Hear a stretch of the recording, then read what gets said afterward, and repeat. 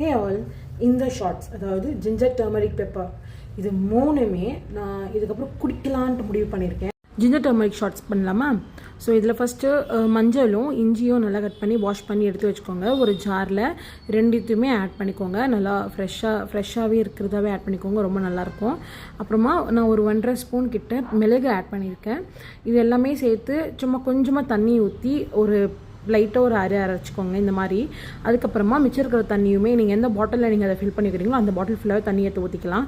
ஊற்றின பிறகு நல்லா அரைச்சி இந்த மாதிரி பேஸ்ட் ஆன பிறகு நல்லா அதை ஃபில்ட்ரு பண்ணி வடிகட்டி எடுத்துக்கோங்க. நல்லா ஒரு திக்கான அழகான கலரில் இருக்கும்.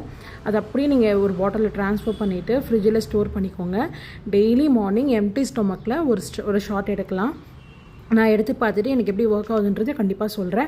அண்ட் இதோட வேஸ்ட் இருக்கு இல்லையா, நம்ம அரைச்சோம் அது வேஸ்ட்டுன்னு நினச்சி தூக்கி போட்டுறாதீங்க. இதை நீங்கள் நல்லா இன்னும் சாஃப்டாக அரைச்சி குழம்புல கூட யூஸ் பண்ணிக்கலாம். டெய்லி பார்த்தீங்கன்னா ஒரு ஷாட், அதாவது இந்த கிளாஸில் சரிங்களா, டெய்லி ஒரு ஷாட் எடுக்கிறேன். நம்ம பாடியில் என்ன டிஃப்ரென்ஸ் கிடைக்குது, நிறைய பெனிஃபிட்ஸ் இருக்குன்னு சொல்லியிருக்காங்க. ஸோ எனக்குமே அந்த பெனிஃபிட்ஸ் கிடைக்குதுன்னு பார்த்துட்டு நான் உங்களுக்கு ஷேர் பண்ணுறேன்.